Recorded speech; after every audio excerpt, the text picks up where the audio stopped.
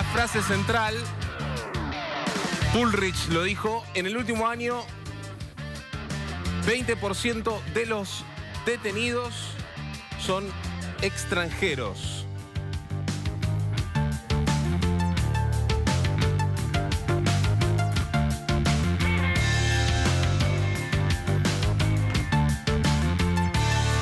Y además esta es la imagen central.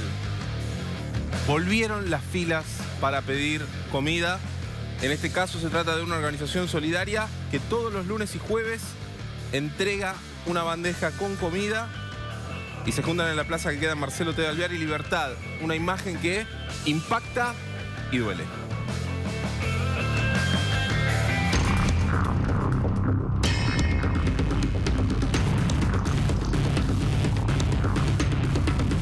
Y hemos llegado a un consenso que es la imputabilidad para delitos graves a los 15 años. Cuando un menor comete un robo y nadie le dice nada y pasa como si no pasara nada, luego va generando conductas cada vez más violentas.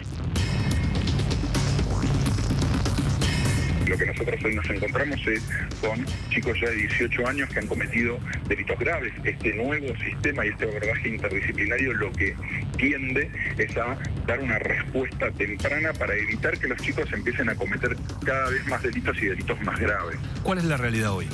Un chico de 12, 13, 14, pongamos la edad que querramos, hoy comete un delito. ¿Qué ocurre? El Estado no tiene respuesta para eso.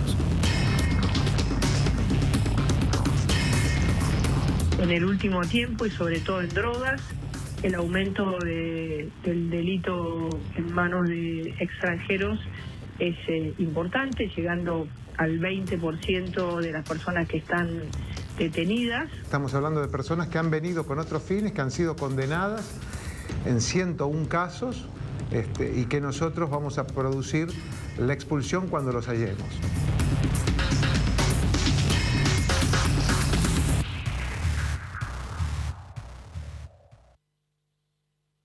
Hola, ¿qué tal? Buenas noches. Bienvenidos a TN Central en su edición de verano. Muy buenas noches. Arrancamos una semana cargada de información, así que nos quedamos acá en TN Central hasta las 22. Así es, así arranca esta nueva emisión de TN Central.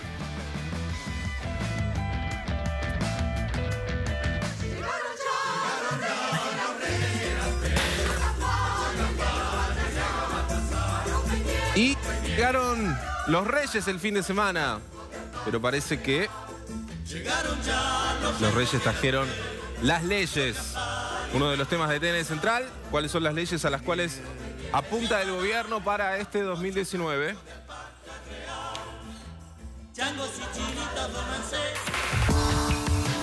Y además, hablando del 2019, el objetivo de elecciones, que es la agenda para este 2019, que tiene allá octubre en el horizonte, pero en el medio, un año en el cual habrá que ir completando varios casilleros. La agenda del gobierno, otro de los temas de TN Central de hoy.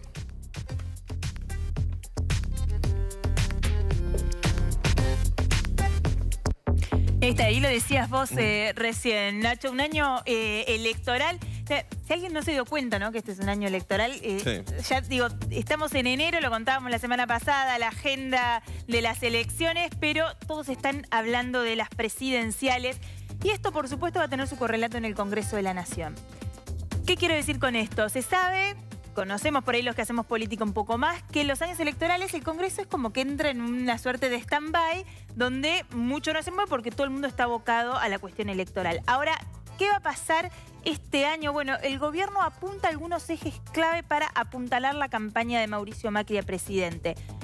Hoy, si vos mirás las encuestas, lo más importante o lo que más le importa a la gente es la economía. ¿Cuánta plata tiene en el bolsillo a fin de mes? Ahora, ¿qué pasa? Es el tema de la economía. Bueno, Marcela Pagano nos lo viene contando acá casi todos los días, que es complicado y que el gobierno no espera tan buenas noticias para 2019, o por lo menos no de esas noticias que vos te das cuenta enseguida que la cosa va mejor. Va a tardar un poco más en llegar, siempre siguiendo la línea del gobierno. Entonces, ¿en qué enfocarse? Bueno, en esas cosas donde el gobierno es fuerte y que además importan, y sobre todo a su electorado. En este año, en lo económico, que siendo un año tan complicado, ¿no? El 2018, y que parece que lo mismo va a pasar en el 2019, una de las metas más cortas tiene que ver con la cotización del dólar, ¿no? Que es una de las grandes apuestas del gobierno.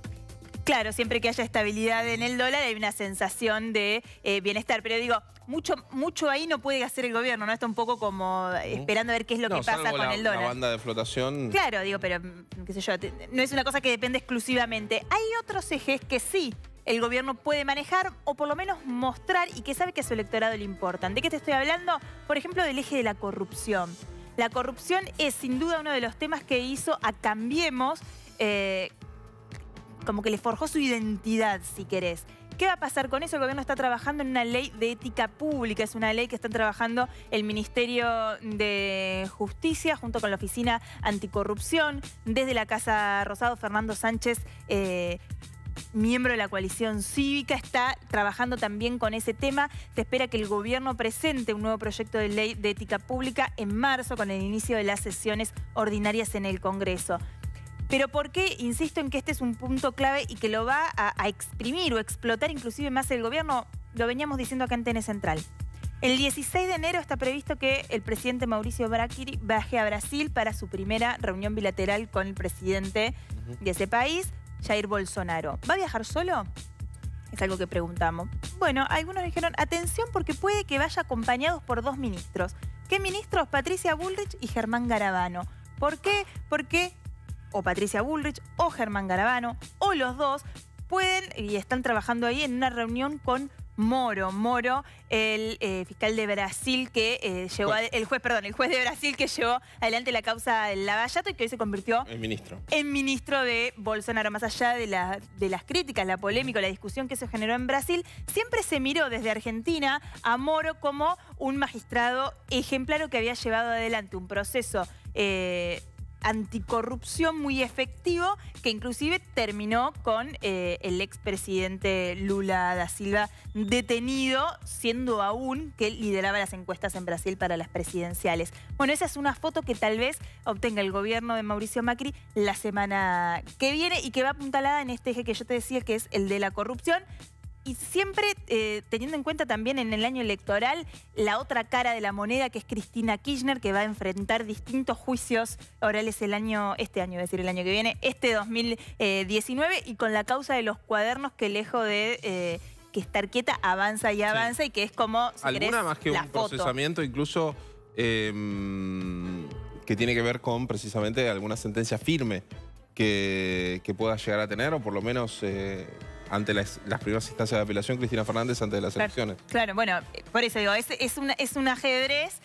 Mirá, digo, el tema corrupción es un tema que el gobierno sabe que le suma, y sobre todo con su electorado, que es una cosa que a la gente le importa y que quiere. ¿Qué otro tema importa y sobre todo otra vez en el electorado de Cambiemos?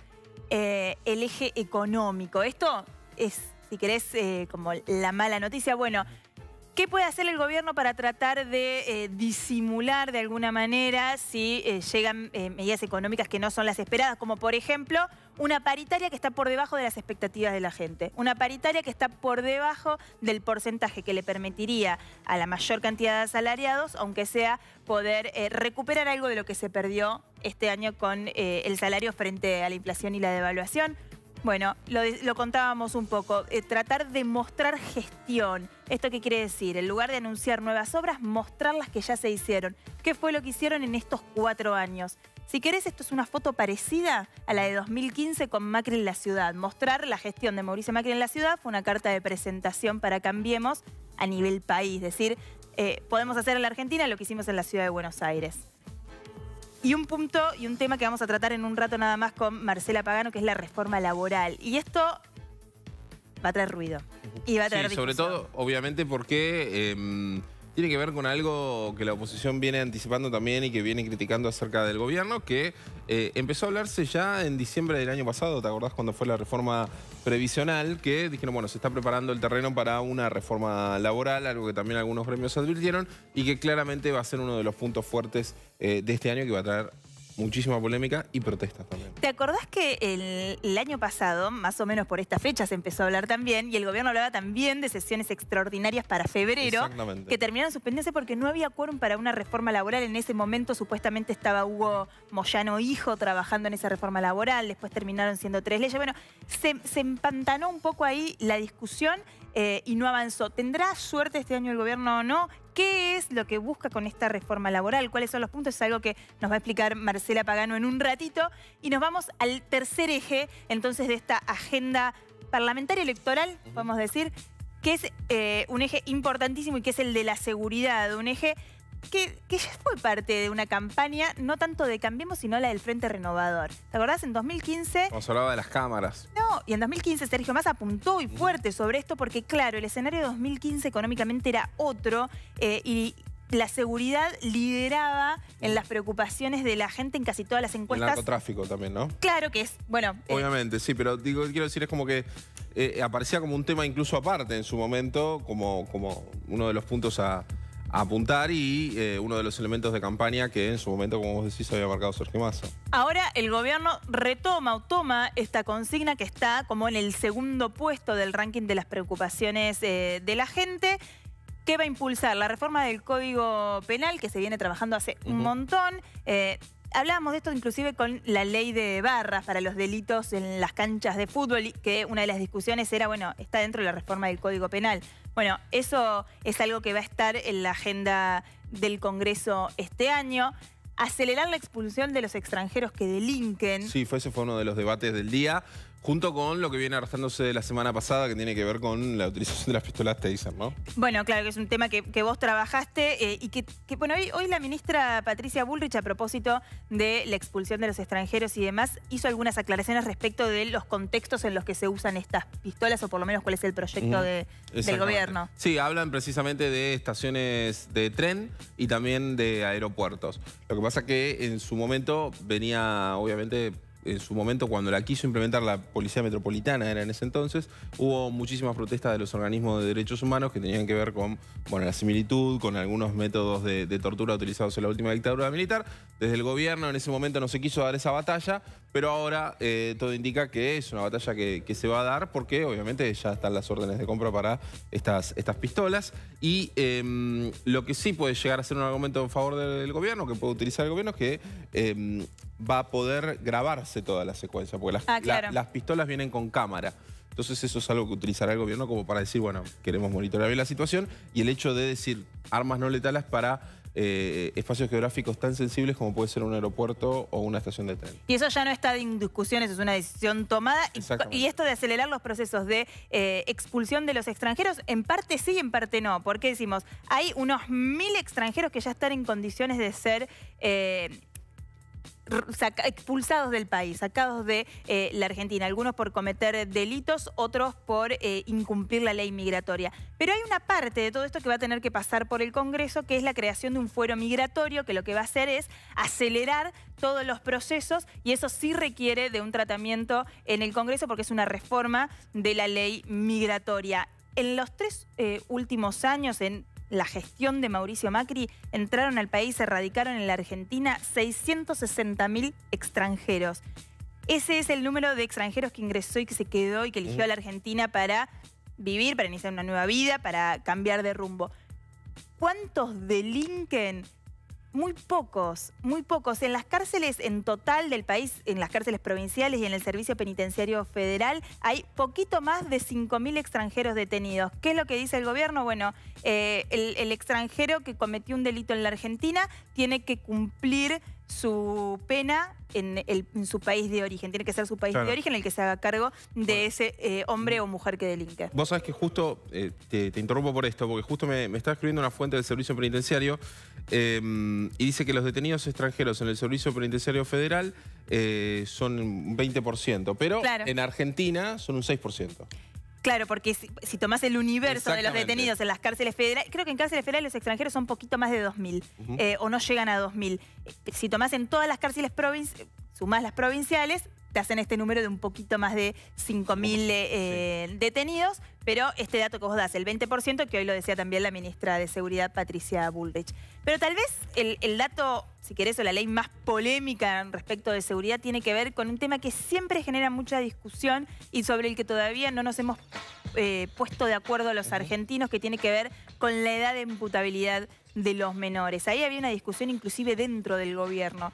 Quienes estaban más cerca por ahí de las políticas sociales, del trabajo con organismos y sociales, y esa línea del gobierno, si querés, la línea Carolina Stanley, no estaban de acuerdo con esta baja en la edad de imputabilidad de los menores. Patricia Bullrich pensaba en una edad de imputabilidad de los menores de 14 años. ¿Cuál fue el acuerdo? Y un poco ahí, porque la presión la puso el propio presidente de la Nación, que zanjó un poco la discusión.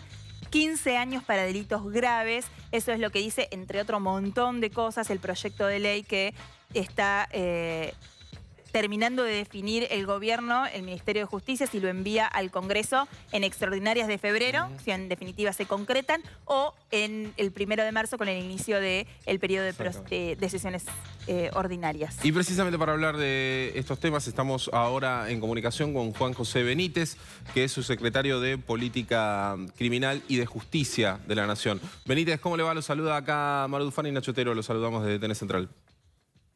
¿Qué tal? Buenas noches, ¿cómo les va? Buenas noches. Primero saber su interpretación sobre estos cambios y cómo pueden llegar a aportar a precisamente la sociedad argentina. Bueno, es un eje en el que venimos trabajando prácticamente desde el comienzo de la gestión dentro del programa Justicia 2020 y hicimos un trabajo muy serio con todos los organismos vinculados justamente a la niñez. Nos reunimos con representantes de todas las provincias, con especialistas tanto de las provincias como de países vecinos, y lo que estamos impulsando es la creación de un sistema de responsabilidad penal juvenil que hoy no existe en la Argentina. Hoy la ley vigente es una ley de 1980, una ley de la dictadura, que no respeta nuestros parámetros constitucionales, que no respeta los tratados internacionales que ha suscrito la Argentina, y por ende es una deuda de la democracia que tenemos con los niños, niñas y adolescentes. En definitiva, el proyecto tiene una serie de ejes muy trascendentes en el cual la edad es un componente más, no es el componente central, sino todo lo contrario. El componente central pasa por tener una justicia especializada, por tener jueces, fiscales, defensores que estén capacitados en el abordaje a menores, por tener un abordaje integral interdisciplinario de los menores con actuación de equipos interdisciplinarios que puedan diseñar planes para implementar justamente medidas socioeducativas, para poder implementar distintas medidas en el caso de que los niños tengan algún problema de adicciones. También estamos justamente haciendo un foco muy importante en el abordaje inimputables, que es lo que ocurre, por ejemplo, hoy con chicos de 13, 14 años que cometen delitos, no tienen ninguna respuesta por parte del Estado. Son devueltos directamente al mismo lugar de origen del que vienen y de donde cometieron ese delito, sin respuesta. Eso genera varias cuestiones perjudiciales. En primer lugar, al menor no se le da una respuesta, y el menor, cuando comete un hecho grave o un hecho que está de alguna manera tipificado como delito y no tiene ninguna consecuencia, piensa que puede seguir cometiendo ese tipo de hechos y se va generando un círculo vicioso y un círculo criminal en este caso. Después Benítez, finalizamos con hechos bastante más graves protagonizados por ya adolescentes o menores de mayor edad, en donde decimos qué es lo que pasó. Y lo que pasó es que el Estado nunca debía dar una respuesta a estos casos. Nosotros estamos planteando justamente un abordaje para esos casos donde se atiendan a todas las necesidades. Y estamos planteando además mecanismos de solución no tradicionales de los casos, ¿no? ¿Qué es lo que pasa hoy con las respuestas que tiene el régimen vigente? Evidentemente los resultados son malos. Entonces lo que hicimos fue ver en las experiencias provinciales y de los países vecinos cómo abordaban ciertos casos y cómo los resolvían. Trajimos esas experiencias sobre la mesa, las debatimos, las discutimos, las analizamos cómo iban a poder ser implementadas y llevamos adelante esta propuesta en la que en la comisión redactora, que fue presidida por Ricardo Gil Lavedra, nos acompañó UNICEF en todo el proceso de redacción de este proyecto y hemos logrado consensos en prácticamente todos los puntos y componentes del proceso, y en lo que estamos apuntando es dar una respuesta adecuada por parte del Estado a los menores que cometen delitos, una respuesta a ellos, un abordaje adecuado para ellos que cometen un delito y que tengan esa respuesta que les permita después reinsertarse adecuadamente y ser productivos para la sociedad. Y también estamos dando una respuesta a la sociedad, permitiéndole participar a la víctima a lo largo del proceso, que tenga una participación activa, que pueda ser escuchada y que, en definitiva, pueda de alguna manera repararse el daño ocasionado por ese delito. Benítez, usted hace una presentación correcta de a dónde o cuál es, si quiere, el espíritu del proyecto de ley o lo que se va a discutir en el Congreso. Le hago una pregunta por ahí más concreta que tiene que ver, ¿cuándo un chico de 15 años puede ir preso? ¿Qué tiene que hacer para quedar detenido? ¿Y cómo son esas condiciones de detención?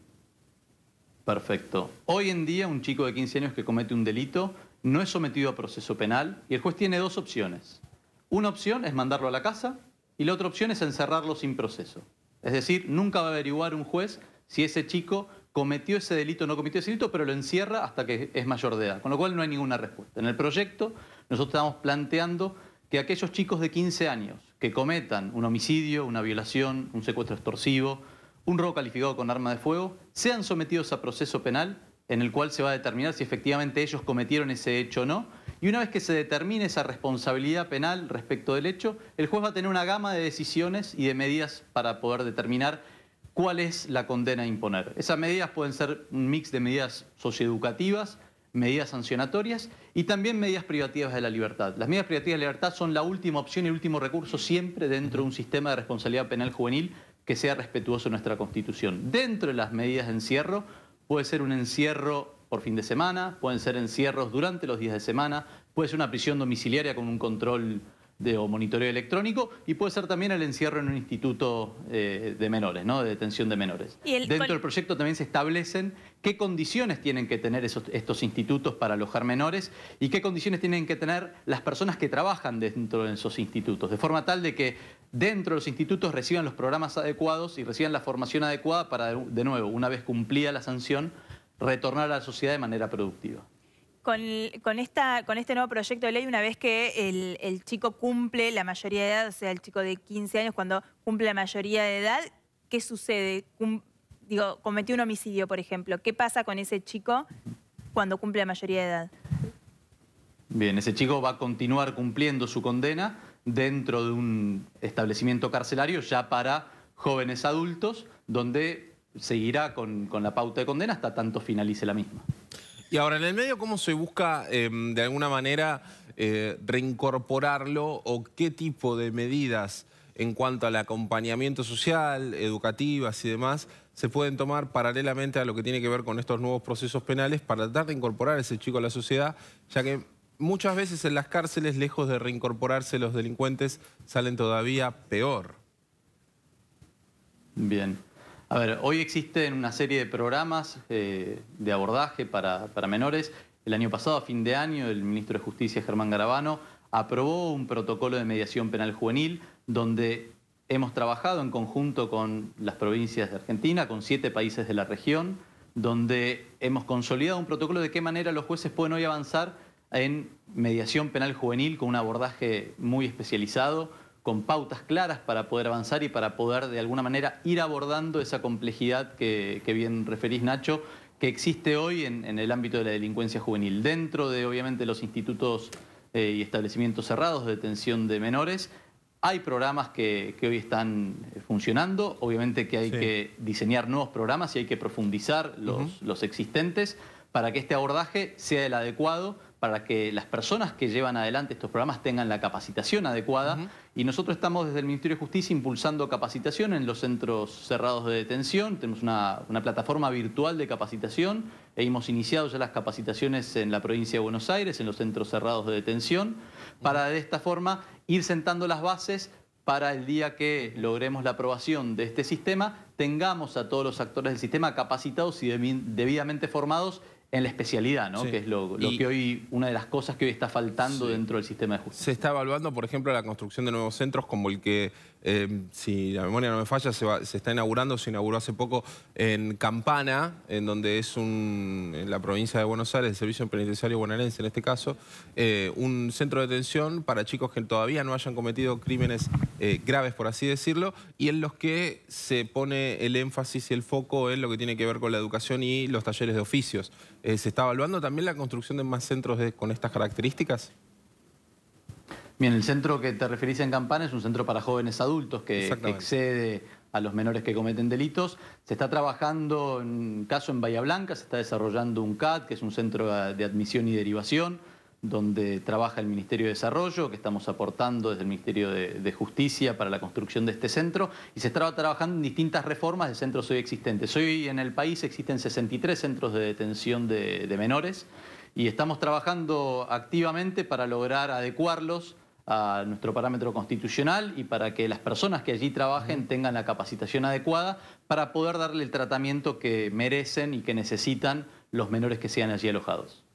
Muchísimas gracias, Juan José. Hablamos con Juan José Benítez, él es subsecretario de Política Criminal del Ministerio de Justicia, que nos explicaba un poco de qué va este proyecto de ley que busca, entre otras cosas, bajar la edad de imputabilidad de los menores.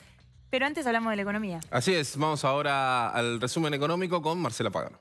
Chicos, y arrancamos con una noticia que fue noticia del día, porque el dólar tocó el piso de la banda de no intervención. ¿Te acordás que la nueva política monetaria que propuso el Banco Central establece un piso y un techo de precios? Y en esos límites el dólar puede fluctuar en función de oferta y demanda, pero cuando amaga con perforar ese piso de cotización, el Banco Central tiene que salir a intervenir. Hoy perforó ese piso y el Banco Central no intervino. Y muchos dijeron en el mercado, ¿pero cómo? ¿No era que las reglas eran que si de alguna manera tocaba ese valor tenía la autoridad monetaria que salir a intervenir? Bueno, la justificación que dio el Banco Central es que no hubo operaciones de magnitud, no hubo volumen de dinero concentrado en esos precios que justificaran una intervención. Recordemos que esta política monetaria está acordada con el Fondo Monetario Internacional y tiene como objetivo un control, que no se vayan dólares que nos presta el Fondo Monetario Internacional en vano. Ahora, ¿por qué el dólar está a la baja? 38,40 es la cotización. Porque las tasas de interés siguen estando elevadas. Hay fondos comunes de inversión que siguen aprovechando las tasas a niveles que no se observan en prácticamente ningún país de la región.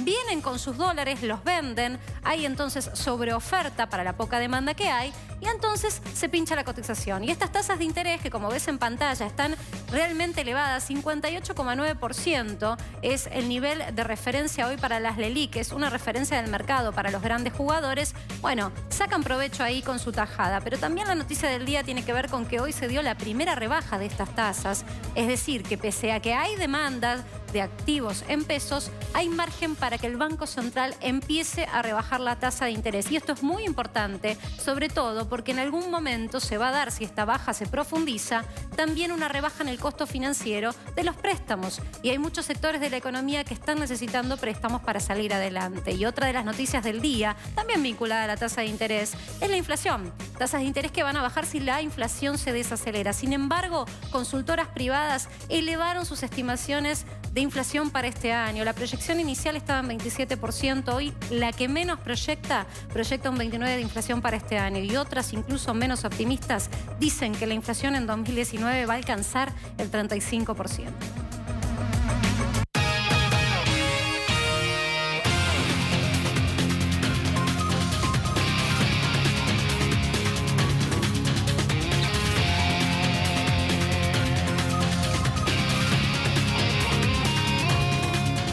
Bueno, una toma de rehenes en Devoto. Está Mariana Segulín en el lugar. La información que llega hasta el momento es que hubo un total de 3 rehenes y 5 delincuentes.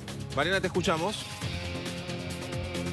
Sí, efectivamente, son 3 los rehenes y 5 los delincuentes que ya fueron aprehendidos por la policía y que están esperando para proceder al traslado. Esto pasó alrededor de las 8 de la noche, cuando estos 5 delincuentes se manejaban en un Toyota Etios color blanco. Lo dejaron frente a una joyería en López de Vega al 3300. Lo dejaron en marcha con la idea de poder irse lo más rápidamente una vez de haber perpetrado el robo. Cuando entraron a la joyería se encontraron con el dueño del local, con un empleado y un cliente. Los maltrataron, les pegaron con incluso un culatazos al dueño del local, que era quien más lastimado estaba, y procedieron a tratar de llevarse lo que pudieron. Pidieron que incluso se abriera la caja fuerte de la joyería. Agarraron todo lo que pudieron, pero en ese momento lo que no contaron es que los vecinos habían visto el momento en que ellos se habían bajado de ese Toyota blanco y le dieron aviso a la policía. Por eso es que los efectivos policiales lo que hicieron fue abrir la puerta del auto auto, sacarle el contacto, sacarle las llaves y volver a cerrar el auto. De esa manera, cuando los delincuentes se quisieron ir, quisieron escapar, 3 de ellos con 2 de los rehenes, pues se encontraron con el auto que, por supuesto, no tenía la llave, no tenían manera de escapar. De esa manera lo pudieron rodear entonces los efectivos policiales y reducir a estos 3 delincuentes. Los otros 2 se habían quedado dentro de la joyería y también pudieron ser aprehendidos. Se les secuestró, por supuesto, la mercadería que ellos se habían intentado robar de esta joyería y 2 de los rehenes tuvieron que ser trasladados al hospital Vélez Sarsfield por algunos cortes y raspones. Fueron atendidos aquí por el SAME en el lugar. Fueron 40 minutos aproximadamente lo que duró toda esta secuencia entre que los delincuentes ingresaron a la joyería y que luego se logró desactivar esta toma de rehenes. Muchísimas gracias, Mariana. Seguiremos su trabajo desde allí, desde Devoto, con esta toma de rehenes que ha finalizado.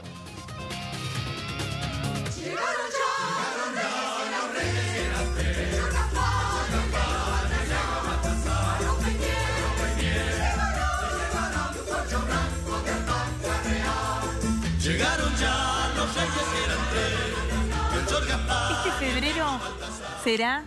¿Logrará el gobierno instalar la discusión por una reforma laboral en la Argentina? Los detalles los tiene Marcela Pagano. Tengo muchas dudas y algo de información, Pagano. Vamos a ver qué compartimos. Y lo bien que haces. Porque el punto es, la tercera es la vencida, aplica aquí también, porque reforma laboral, ¿cuántas veces ya escuchamos? No lo pudieron instalar. Y por otro lado, hablar de reforma laboral con todo lo que eso significa, para muchos sectores implica un ajuste o tener que ceder derechos. En un año electoral pareciera que políticamente es un poco difícil de sostener. Pero hay sectores que están corriendo al gobierno por derecha, que quieren evidentemente acoplarse al efecto Bolsonaro, que también propuso hacer algo parecido, y sobre todo de cara a un Fondo Monetario Internacional que nos mira de cerca y quiere que la economía empiece a ordenarse para que haya una ecuación estable en todos los aspectos económicos. Difícil o no, en marzo se va a proponer volver a tener este tema, sobre todo cuando empiezan las sesiones y el Congreso pueda dar cuenta de algunas leyes que han quedado en el olvido. ¿Qué podemos decir sobre esto? Que va a estar centrado más que nada en el blanqueo laboral, más que una reforma laboral. Es la parte de la ley que ya se había presentado que nos conviene a todos. Eso es lo que dice el gobierno. Le conviene al gobierno porque si hay blanqueo laboral hay más personal que empieza a tributar, más gente que empieza a trabajar en blanco y que tiene que pagar impuestos. Por otro lado también a las empresas les conviene porque va a haber una condenación, no se va a condenar, perdón, que hayan tenido quizás 3, 4, 5, 10 años de empleo negro. O sea, empresas que ya tenían registrado o no registrado empleo, ahora pueden entrar y tener las mismas de la ley sin tener que pagar un punitorio. Hoy lo deben hacer. Eso te quería preguntar, porque el año pasado hubo en esta reforma laboral que después terminaron siendo algunas leyes por separado. Sí. Había como si fuera un plan de pago, sí, pero en realidad un plan por, che, mirá, por ahí no podías, no llegabas, tuviste el negro a tu empleado, blanquealo que no te penamos tanto. Bueno, se propuso, sin embargo, ahora se reflota esa situación para que se haga más accesible y extensible a todos los sectores. Pero también hay que decir algo. Hay un momento de recesión que todavía no se sabe cuándo va a culminar. Entonces, lo que el gobierno también está previendo es que de cara a un efecto paritaria que va a querer sacar revancha y rebuscar el terreno perdido de los valores adquisitivos de los salarios, bueno, para tratar de calmar los ánimos de los gremios también empiezan a colar esto en el debate. Es una suerte también de negociación. Lo que me decís de las empresas, hay un tema también ahí. Hay empresas que dicen que en realidad lo que no está funcionando hoy son los repo, que es un plan que es lo que vos estás mencionando. Claro. Que en realidad lo que tendía es a que el empleado sostenga un empleo que pensaba eliminar a cuenta de que el Estado diga, vos estás en situación de crisis, me lo podés demostrar, bueno, yo te pongo un poquito de eso que me tenés que aportar por cada uno de los empleados que tenés, pero no lo eches. Sostenés empleo. Te ayuda a pagar las cargas sociales de tu empleado hasta que salgas de la crisis. Algunos sectores dicen que eso no funcionó tan bien. Vamos a ver en qué deriva esto. Pero acá lo que se está tratando de poner sobre la mesa es, empresario, tuviste en negro a este personal, miramos para otro lado, hacemos de cuenta que no pasó nada, ponelo en blanco y seguimos de cara adelante con un nuevo marco para tu empresa y para tu empleado. En ese sentido, gana el Estado y gana también el empleador, pero también gana el empleado, ¿no? Claro. Que empieza a tener otros derechos laborales que hoy, por estar vulnerable en una situación de empleo negro, no tiene. Pero pierde la antigüedad. Antigüedad que para los ojos de la ley no existe, ¿no? Y que en un juicio laboral muchas veces logra, con una demostración de testigos y demás, logra tener. Pero hicimos un recuento, que lo podemos ir siguiendo, de qué significa esta tercera, si no sé si será vencida, propuesta del gobierno de una reforma laboral. Fíjate, lo vamos a ver en pantalla ahora. Los intentos fallidos fueron consecutivos. 2017 y 2018. La presión que tiene ahora la tiene de cara a las paritarias con los gremios y también por la presión del Fondo Monetario Internacional. La propuesta oficial es más que nada apuntalada por esto del blanqueo y la formalización laboral. Como te decía antes, le perdonan la deuda a empleados que empiezan a regularizar el empleo negro. Cada vez tenemos que empezar a mirar esas estadísticas de empleo negro, porque hay quienes dicen que creció este es el punto que yo estaba esperando, Pagano. La propuesta oficial propone un fondo de cese laboral para sustituir indemnizaciones. Difícil. ¿Esto qué quiere decir? ¿Que el propio trabajador se va a pagar su indemnización? En realidad se supone que una parte lo tiene que proponer la empresa. Esto es como el sueldo que vos tenés. El sueldo que vos tenés no es el que recibís de bolsillo. No. Porque probablemente el empresario, cuando miras los números, en general el empresario pone más el doble de lo que vos recibís. Claro, hay un cálculo que por cada, o sea, cuánto te cuesta cada trabajador más allá del recibo de sueldo, digamos, de lo que percibe el trabajador, que son todos los aportes. Hay quienes dicen que incluso esta situación, esta iniciativa, haría que los empresarios paguen más que el efecto indemnización que tenemos hoy con el marco actual. O sea, que los propios empresarios están mirándolo y estudiándolo porque dicen que en definitiva van a tener que poner un 12% extra por cada empleado. Ah, eso es extra, porque esa es la información que tenía algunas dudas. Según lo que me contaban a mí o lo que yo entendí, que ahí también puede estar la variable. Es que ni el gobierno lo tiene claro todavía. Era un porcentaje del salario que, según la información que yo tenía, era del 5 al 8%, pero no entendí que era como un extra, sino que es un 5, como si hoy de lo que ya te descuentan, te descontaran un poco más. Los empresarios lo tomaron como una carga laboral extra. Y son quienes también están mirando muy de cerca si apoyan o no esta reforma. Por eso hay que seguir un poco también cuál es la mirada de los empresarios. Pero además, ¿qué dice el Frente Empresario? Atención, porque muchos de los puntos pueden ser tomados como anticonstitucionales. Bueno, lo dicen los sindicatos también, que entonces, es anticonstitucional. Paga el doble.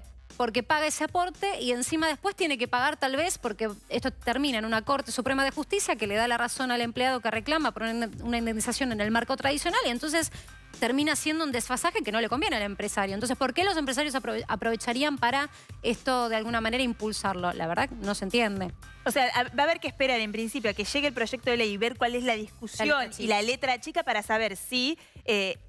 porque digo, si fuera un plus, digamos, si al empleador va a tener que poner un 12% más, para el trabajador es lo mismo, porque o sea, va a aparecer en tu recibo de sueldo más plata, pero que en realidad no vas a ver. Es como una garantía de que si te echan, está tu indemnización. Por eso la diferencia entre la propuesta oficial y lo que tendría el texto, digo tendría porque hasta que no llega al Congreso el nuevo proyecto, es todo una cuestión de discusión política. Fíjate esta placa que te mostramos ahora. Es crucial que tengamos esto en la cabeza.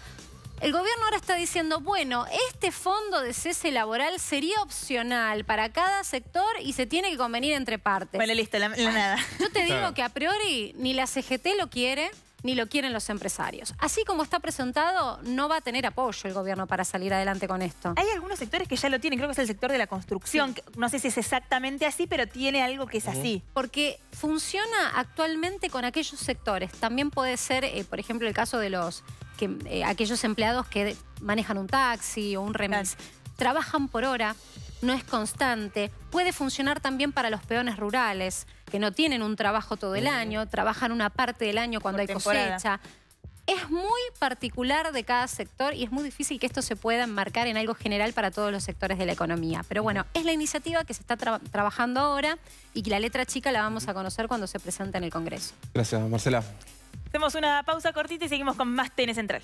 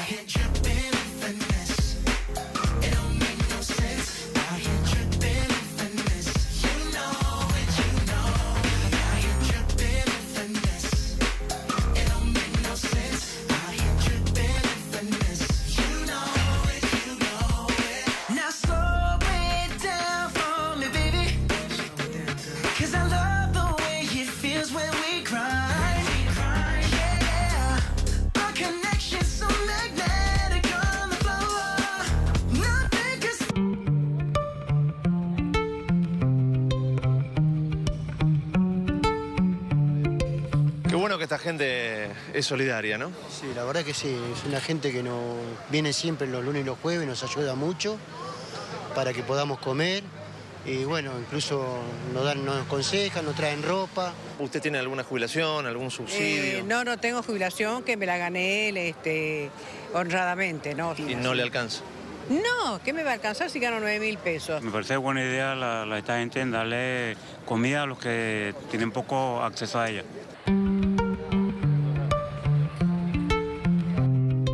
Y lo que veíamos ahí es el trabajo de nuestro compañero Gustavo Tubio, pero sobre que lo que hizo fue mostrar el trabajo de una organización solidaria que todos los lunes y jueves les da de comer a un montón de personas acá en la plaza de Marcelo T. y Libertad, acá en la ciudad de Buenos Aires. Exactamente, tiene que ver con la ayuda, la importancia de la ayuda y de la solidaridad, pero también con una necesidad, ¿no?, que está viviendo toda esta gente que se acerca hasta esa plaza para poder recibir ayuda. Y precisamente la historia de esto está en este informe.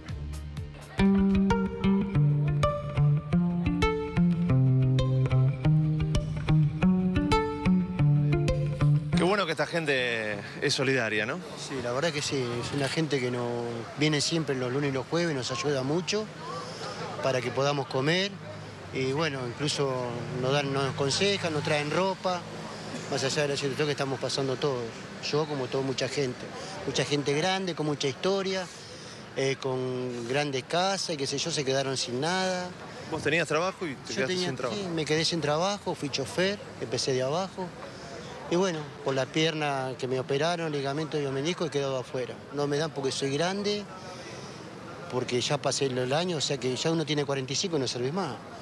Porque trabajo busco, voy a las obras que se hacen los baldosones, que están todas las horas, me dicen que no. ¿Hace cuánto tiempo que venís los jueves a buscar comida hace aquí? Como un mes que vengo. Hace un mes. Sí, todos los jueves. Sí. Me parece buena idea esta gente en darle comida a los que tienen poco acceso a ella. ¿Cómo es tu historia? ¿Por qué venís? Yo vengo porque en Venezuela la situación está fea, está mala. ¿Y aquí llegaste a la Argentina y no encontrás trabajo? Estoy esperando el DNI para empezar a laburar. Me están pidiendo el DNI para poder obtener el registro de conducir. Pero mientras tanto, te tenés que arreglar como sea. Tengo que arreglarme como sea.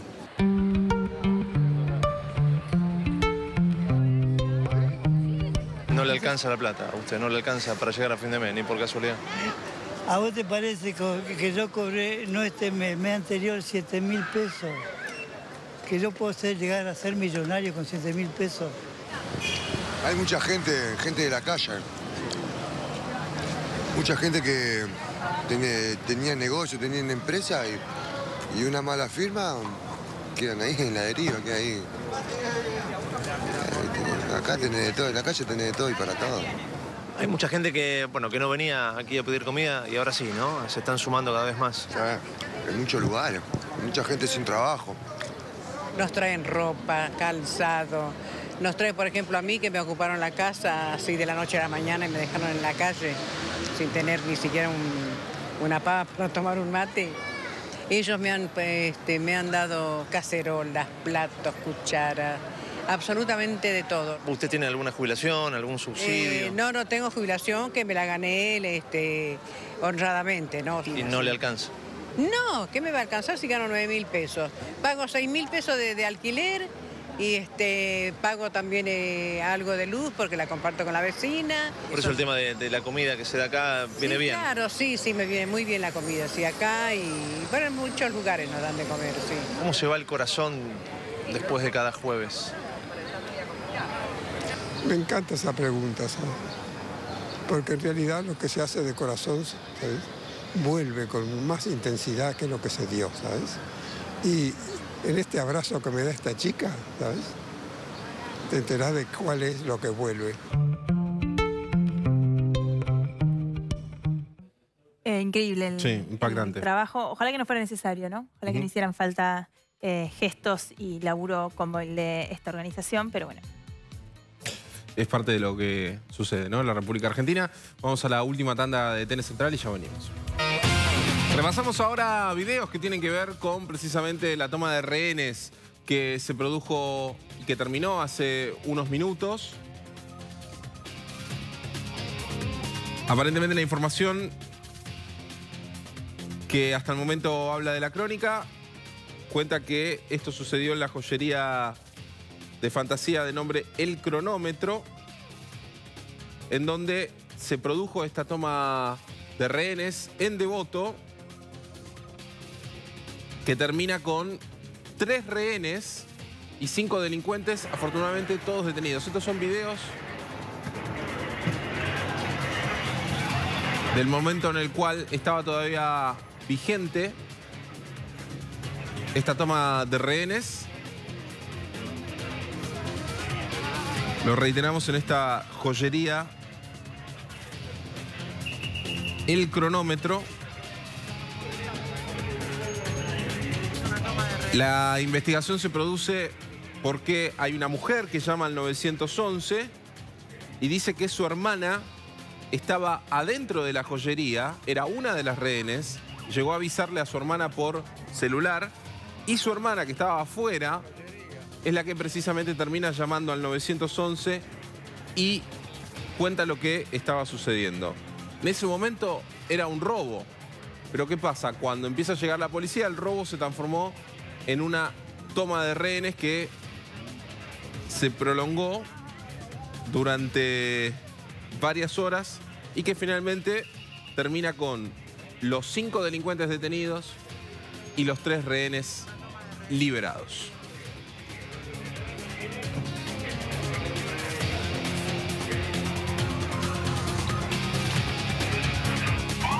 Y antes de terminar TN Central de este lunes de comienzo de semana, te quiero una buena noticia, Nacho. ¿Cuál? Algo bajó en la Argentina. ¿Qué bajó de precio.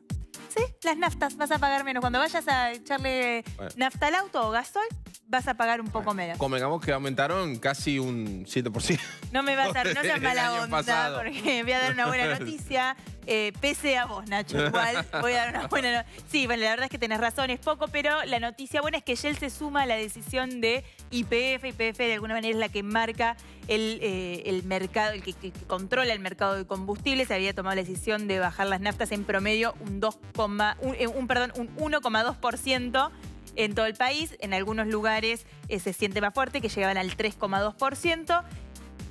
¿Es poco? Sí, es poco. En el último año las naftas aumentaron más del 72% y estamos hablando de bajas que están entre el 1 y 3%, pero en el caso de YPF es la segunda baja. Habían bajado ya las naftas en diciembre porque, claro, el precio del petróleo viene cayendo, el precio internacional, que cayó en promedio desde octubre 40%, es un montón. Entonces, ahora la decisión de Shell de sumarse a esta baja en el precio de los combustibles que había decidido YPF. Y esta noticia también tiene que ver con petroleras, pero en este caso con YPF y el juicio que se está desarrollando en los Estados Unidos por la segunda generación de fondos buitre. En este caso, son fondos que realizaron un litigio en Estados Unidos. Puntualmente se trata de Burford Capital, a raíz de la expropiación del 51% de YPF, y precisamente estos fondos van a tener que esperar un veredicto por parte de la Corte Suprema de Estados Unidos porque le pidió opinión a la Casa Blanca acerca de este tema, ¿no? Claro, es una opinión que no es vinculante, pero que siempre es muy tenida en cuenta por la justicia norteamericana. Sobre todo en estos casos que tienen que ver con una relación bilateral con Estados Unidos en un momento de reconstrucción, ¿no? Por parte del presidente Mauricio Macri y Donald Trump. Así que los fondos, por lo menos estos fondos buitre de segunda generación, tendrán que esperar. Es una buena noticia para la Argentina. Sí, no nos resuelve el problema, pero nos da un poco más de tiempo. Nosotros no tenemos más tiempo. No, por eso ya empieza Desde el Llano con Joaquín Morales Solá, así que los dejamos en excelentísimas manos. Claro, quédense, está con el fiscal Carlos Rívolo con toda la información. Nosotros nos encontramos mañana. Chau.